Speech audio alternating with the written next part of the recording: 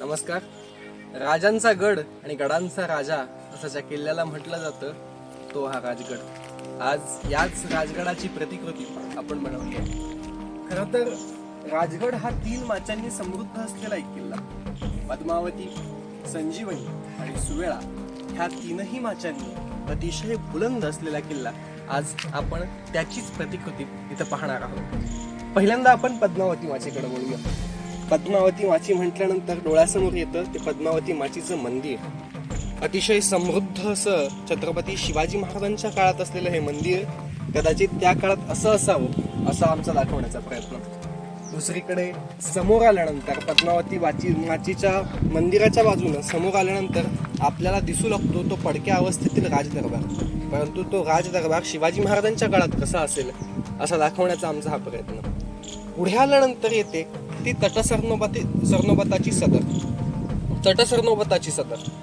खरं तर प्रत्येक माचीच्या संरक्षणासाठी एक तटसरनोबत छत्रपती शिवरायांनी नेमला होता. ही सदर त्याच वेळची.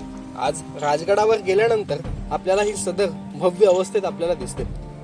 वरती आल्यानंतर आपला हा सरळ मार्ग जातो हा निशाणाच्या जागेकडे. निशाणाच्या जागेवरून वरती आल्यानंतर हा मार्ग सरळ बालेकिल्ल्यातून वरती जातो. बालेकिल्ल्याचा अष्टकोनी बुरुज आणि दरवाजा आपल्या सगळ्यांचंच लक्ष वेधून घेतो. त्या बालेकिल्ल्याच्या दरवाजातून आत गेल्यानंतर आपल्याला दिसू लागतो तो महाराजांचा राजवाडा आणि बाकी काही इमारती. अशा पद्धतीनं आम्ही बालेकिल्ल्याची संकल्पना मांडली आहे. इकडे आल्यानंतर आम्हाला दिसतो तो सुवेळा माचीचा रक्षकपुडा. या रक्षकपुड्यावरून उभं राहून सुवेळा माचीकडे लक्ष दिलं जायचं. जर आपण त्या बाजूला गेलो तर इथे आहे पद्मावती माचीचा रक्षकपुडा. पद्मावती माचीच्या रक्षकपुड्याचा हा बुरुज प्रत्येक फोटोमध्ये, राजगडाच्या फोटोमध्ये आपल्याला अतिशय समृद्धतेने दिसतो. आणि मग त्यानंतर या बाजूला आहे तो संजीवनी माचीचा रक्षकपुडा. हा झेंडा आपण ज्या ठिकाणी लावलेला आहे त्या झेंड्याच्या जागेवरून संजीवनी माचीच्या प्रत्येक पहारेकऱ्यावर, प्रत्येक गोष्टीवरती नजर ठेवली जायची. आता आपण येऊया सुवेळा माचीकडे. खरं तर सुवेळा माचीकडे जात असताना एक महत्वाची जागा लागते, ती म्हणजे गुंजवणी दरवाजा. आज हा दरवाजा अतिशय कमी प्रमाणात वापरला जातो, परंतु छत्रपती शिवाजी महाराजांच्या काळी या दरवाजाचं महत्व काहीतरी औरच होतं. मग आपण जसं जसं पुढं जात जातो तशी येते सदर. ही आहे सुवेळा माचीची सदर. इथं सुवेळा माचीचा जो कोणी तटसरनोबत होता त्याचा सगळा कारभार चालायचा. आणि मग पुढे आल्यानंतर जो बुरुज सोशल मीडियावरील प्रत्येक फोटोमध्ये आपल्या सर्वांचं लक्ष वेधून घेतो तो बुरुज आपल्याला दिसतो. यावरती महाराजांचं निशाण सुद्धा फडकत आहे. पुढे आल्यानंतर सुवेळा माचीचं सगळ्यात महत्वाचं वैशिष्ट्य म्हणजे काय तर मेढ. डोंगराला आरपार पडलेली एक बोगदाच त्याला म्हणता येईल. त्या मेढ्याचा हा व्ह्यू बनवण्याचा प्रयत्न आम्ही इथं केलाय. खरं तर छत्रपती शिवाजी महाराजांच्या काळापासून ही नैसर्गिक प्रतिकृती इथं मेढ्याची जागा इथं आहे.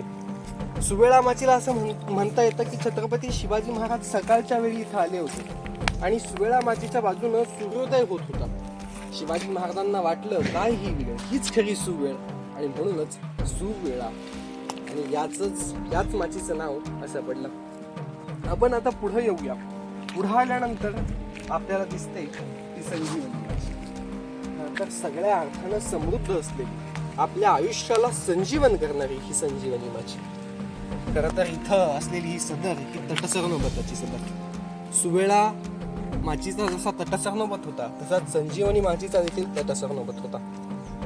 संजीवनी माचीचे जे काही बुरुज आहेत, तट आहेत, ते खरोखर लक्ष वेधून घेतात.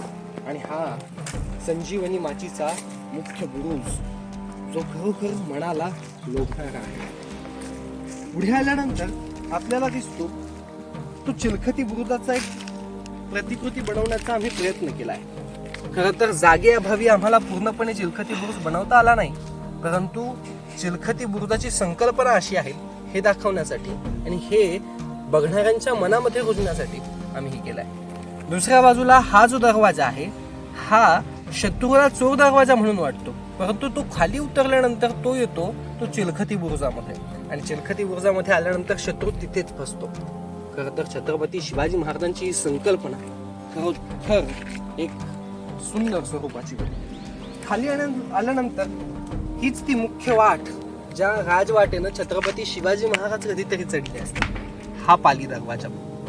पाली दरवाजातून वरती गेल्यानंतर हा येतो राज दरवाजा.